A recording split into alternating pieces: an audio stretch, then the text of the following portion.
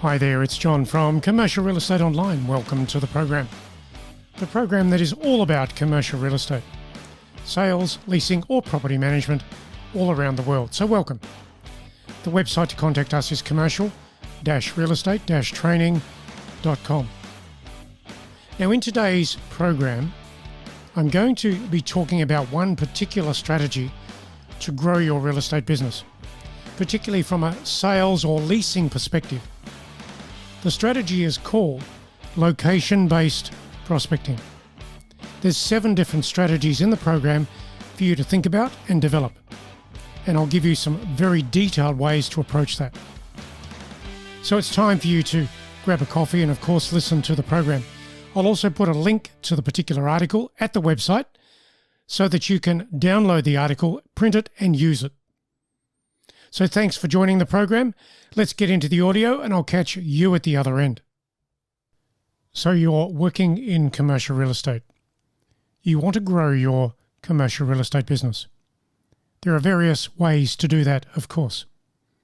I'm going to introduce to you a highly effective process, which is called location-based prospecting to grow your real estate business. Location-based. That means setting your location and then digging into it. When looking for clients and new listings in commercial real estate, it pays to have a client contact system that centers you on the ongoing connections and communications that you must be making with people. It is a discipline. It is very special. It will create a lot of business for you. It comes down to your discipline in implementing the system that can work for you. Now, a system like that can be designed to help you stay personally within the activity categories. In that way, you can find more people and property situations where you can help. So the activity categories, what are they for you? Investors looking to buy or sell. Business owners looking to relocate, buy or sell. Property developers looking to buy, develop and then sell. So there are some categories for you to work within. Now, the random contact processes of real estate today don't work very well in commercial real estate. It is quite specialized. So instead, tune everything you do when prospecting for new business. Tune it all. Include streets, property types, and people. Tune yourself to your focus to those particular things. And I'll just repeat them for you. Streets, property types, and people. Don't try to work too many areas or locations across a town or a city. Break down things so that you can get more penetration into smaller patches of space. A smaller number of buildings, smaller number of streets, etc. And from that, you can move from location to location as you complete the prospecting in a particular location. Now, here are some ways you can do that very well. Number 1 is all about investor connections. Get to know local property investors, particularly those owning significant or quality properties within zones and precincts. Some of those investors will be valuable VIP clients for you in the future. Understand what they prefer from an investment perspective and why they choose that. It could be a property type. It could be a location or a mixture of both. Some investors will have a typical holding cycle to real estate assets, and you can help with property portfolio changes as part of that awareness and the holding cycle. I like to classify those property investors into grades or activity levels, which helps with potential off-market transactions. So, for example, in my case, I would classify all of those property investors to A, B or C and also VIP. At the top of the list would be the VIPs, for obvious reasons. There are things there that I can help with over time. And that's what you want, of course, in your business. The A's and B's are also good investors for you to work with. The C's, not so, because you just don't know what they're doing and they're not going to share anything with you at any particular point in time. So, To serve property investors in the long term, think about the local property market information you can share and how that information would be circulated. So once you connect with a property investor, send out a PDF monthly report to your property investors from your database. It's an excellent example of your knowledge, your depth of market penetration, and how you specialise. That then can be seen by the people that you've already spoken to. Let's go to number 2. Let's look at researched local property owners. Certain people and properties will stand out when you investigate a location and set of buildings or suburbs. So a property location will be streets, and then you'll have buildings, suburbs, precincts, that sort of thing. Now they will be attractive targets for you in some way in the future, the owners of those particular properties. Differentiate the local property owners into separate groups or priorities and classes. Do that in your database. Establish a VIP group as part of that differentiation and supply that VIP group with deliberate and direct information that can help them grow their investment intentions and outcomes. So you might only have a small number of people in your VIP group, and I would suggest maybe 10 to 15. That's it. The rest of the people that you know can be in the A's, B's, and C categories. Now, top agents do that. They understand their people, their property owners, their contacts, attracting off-market and more significant transactions within the selected property classes. Look seriously at your systems within this local property ownership data list that you may already have. Your list, your data, is a foundation of your growth of real estate business over time. Work your data, grow your data, make it more accurate, get rid of the rubbish data that may be in there, and then work deeply and more specifically into that particular list. Let's go to item number 3. Previous buyer and seller contact. Now look at your sales records and transaction activity over the last few years. Previous relationships will always give you leverage points for the future if you study the information. The active words there are previous relationships, people that you've spoken to. Every person you connect with today can be a leverage point in the future. That's if you put them in a list and work the list. It is a real discipline.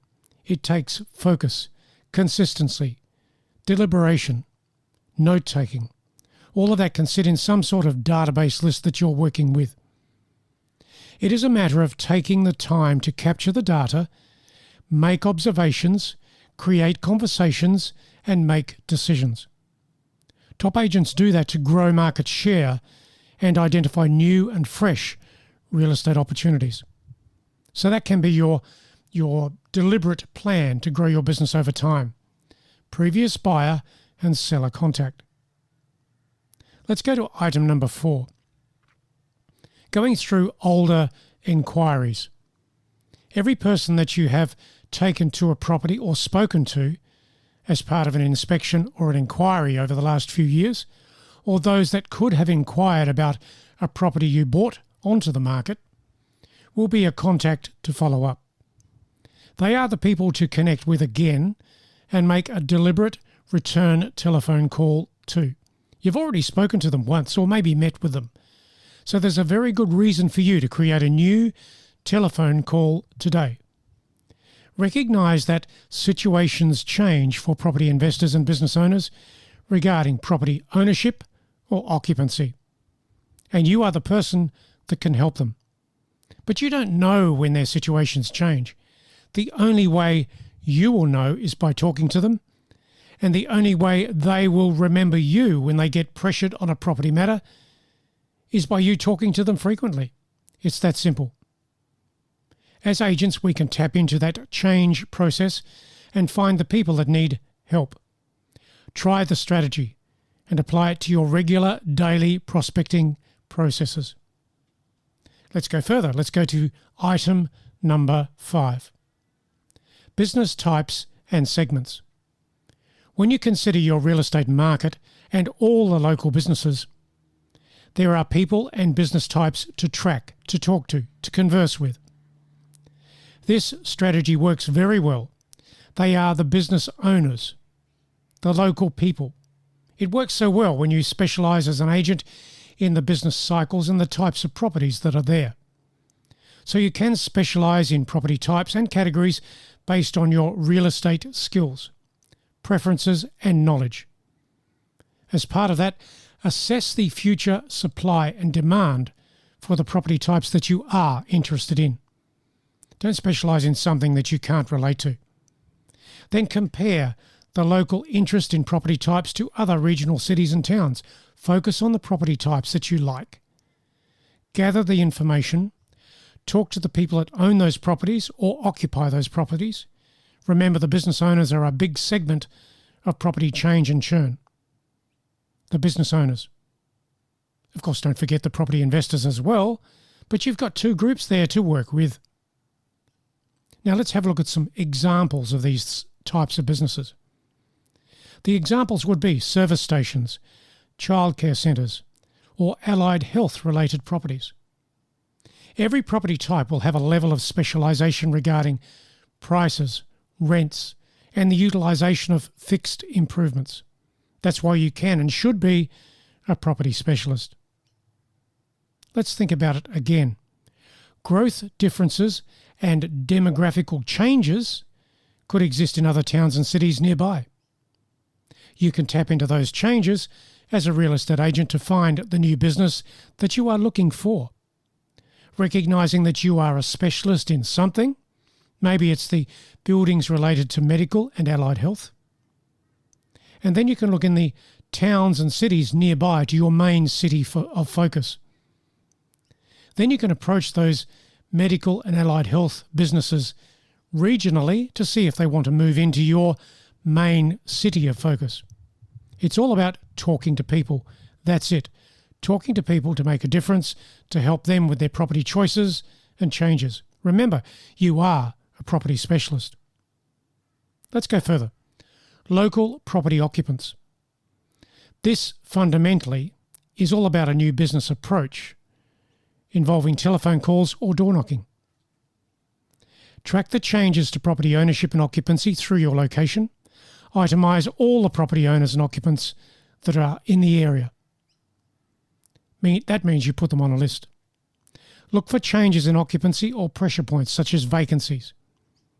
Observe the businesses that are in those particular properties. Does there appear to be something different going on? Does the business appear to be successful or weak? Is it a struggling business? You'll soon see those pressures when you look for it. When you find a pressure or a change point, you can directly approach the business owner or the property investor asking questions. That will greatly create the information that you need, the leads, the opportunities. Ask questions. Create a professional approach. A simple statement like, "Good morning, Mr. Brown. My name is John Smith. I'm from Acme Commercial. Thank you for talking to me today. The reason for the call is commercial real estate. In particular, I'm helping business owners with their choices and changes of occupancy, maybe property ownership or relocation. That being said, is that sort of thing on your radar at this time with your business?" So that's a very simple statement to make. You can phone plenty of owners each day or business owners each day to talk about that. Now, item number 7. This is the last item for you to think about. Other agents' clients. Don't be afraid to connect with property owners who already use a particular agent or a broker. Many agents do not serve their clients well when it comes to property activity, requirements, changes, upgrades, or even relocations.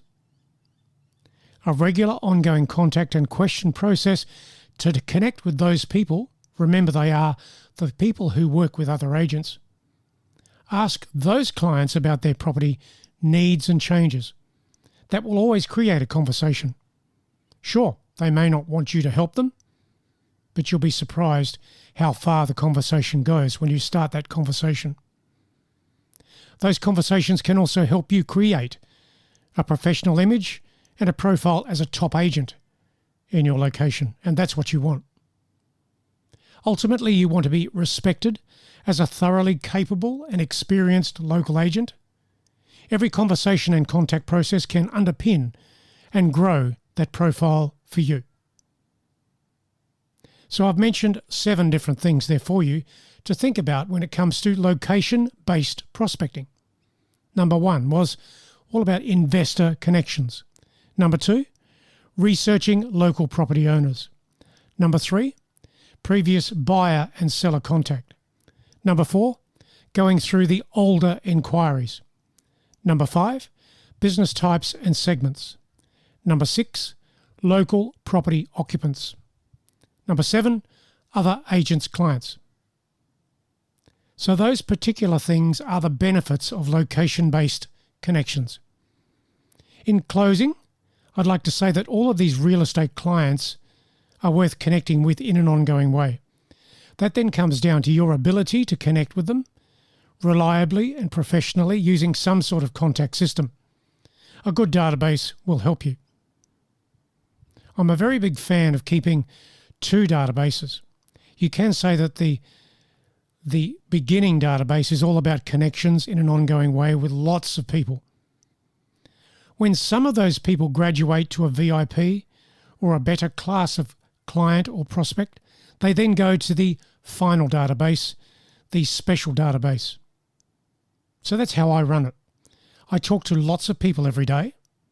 Then I segment those people, and then eventually some of those people will go into the final database where the people that are in there are very special to me. Think about that process, how that can work for you. Now, know that the local property market in your town or city is forever changing, as will the local economy regarding investment, business activity, and locational change. So who have you got in that market? You have investors, you have business owners, you have developers. Within those 3 groups, you have lots of people to talk to. Set up your contact model.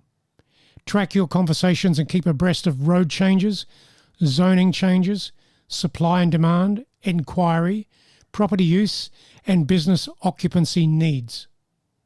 From all of those things, you will find plenty of new business opportunities in any market at any time, in each of those categories. Start and build the momentum of your conversations. Create ongoing daily discussions, and you will find the new business that you're looking for. Enjoy the momentum. And so that is the program for today. All about location-based prospecting. Something that you can do to grow your business specifically for yourself in sales and leasing activity.